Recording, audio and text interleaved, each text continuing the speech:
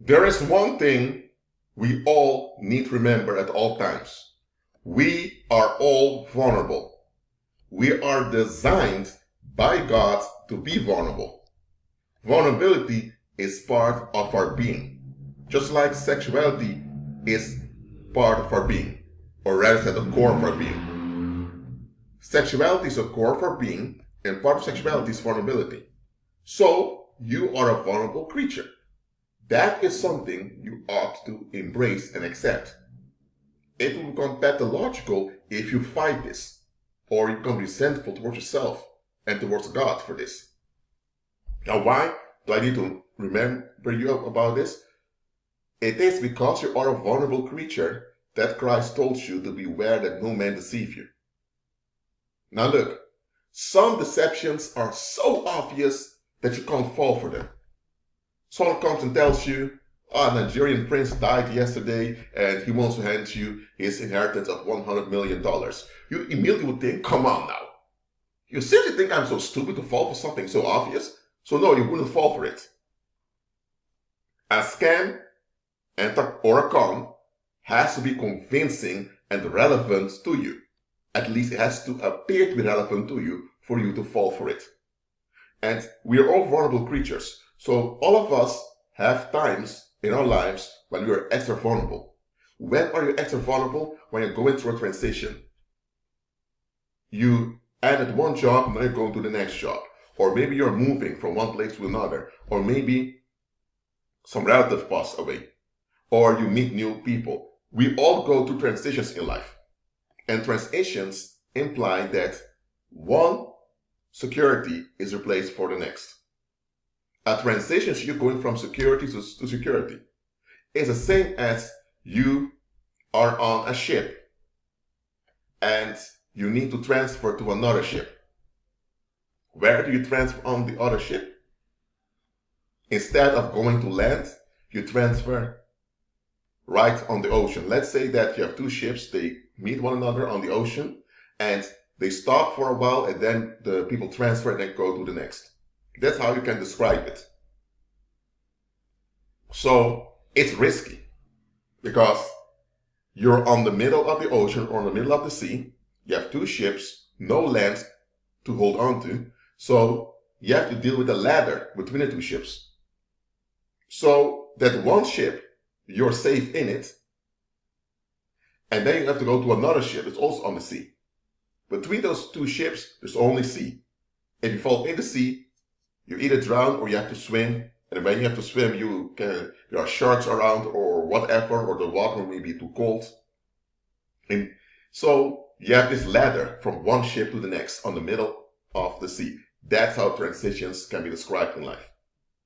You go from one thing that's certain to another thing. When you had a job that was a certainty, well, a practical certainty, not an absolute certainty, because it was in the cycle that you would be paid if you do your job. Now that that's gone, now you go to another job, so you are switching. Now the securities of the world are fading security, so they're not real authentic securities, we know that. But they still serve as a type of security to us. So in life, you will go through transitions as long as you are alive. And every transition you go through, it makes you extra vulnerable. Because things are changing. You need to adapt. So things that used to work 2 weeks ago don't work anymore. A very extreme example, if you used to clock in at work 2 weeks ago, but now you don't work there anymore, you can't go there to the building and clock in anymore. You used to get this feeling of ease every time you clock in because you realize, okay, I'm at work, I'm going to do something that will benefit society, but now you don't have it anymore. So now you're at home. Now you have to wait till you get another job, or you need to wait till another opportunity comes by. Can be challenging, but it's a transition. Now, why do I talk so much about transitions? Because throughout transitions, people become the target of demons. Demons don't come after you when everything is at ease. Because when everything is at ease, you're in a more healthier state to examine what's going on. When things are at ease and you are at ease also, you tend to reflect more on things. Why? Because you're able to reflect more on stuff. When you're under anxiety or when there's uncertainty or you're going through a period of uncertainty, it's then that demons can easily suggest things onto you. Because as a human being, you are a security creature. You crave security. And demons know this. So when you go through transition, demons know, okay, now that he or she is going through this, now we need to make our move. And human predators, scam artists, con artists, they do the same thing.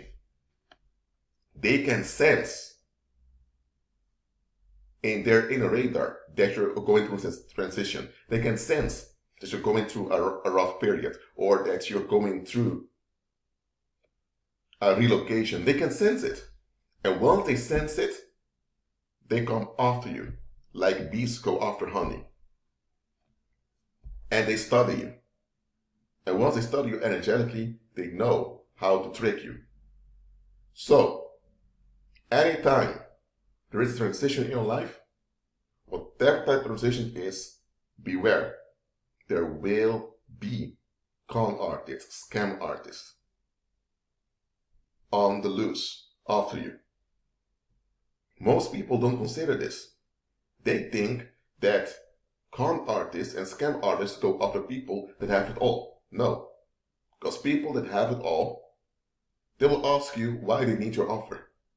It's people that are in need that are likely to say yes to your offer. Because a con artist or a scam artist can only offer you something. And once you accept the offer, it's then that they gain power over you. So when are you most likely to accept an offer that doesn't add up? When you're under pressure.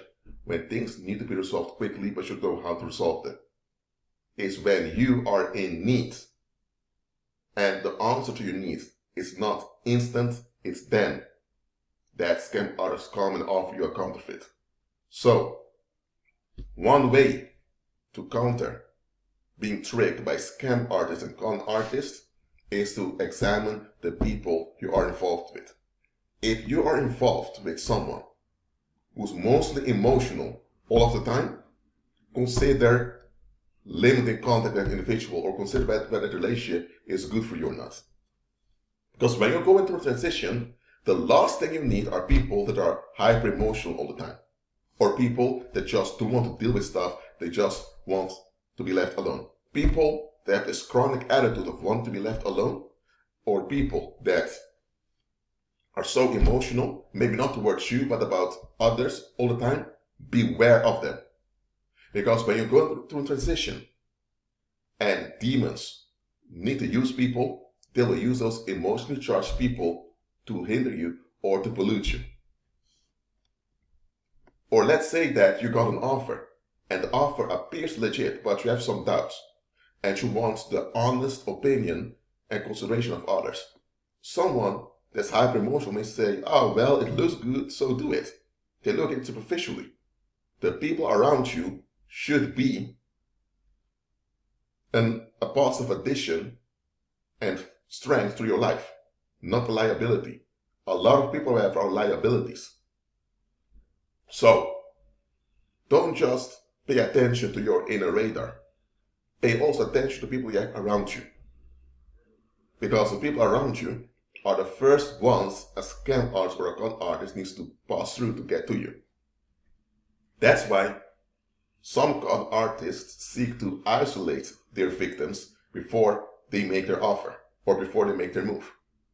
When you have people around you that don't serve as a protective shield, then why are you involved with those people? Let them go. That's it for now. Keep on agreeing with Christ and be at peace.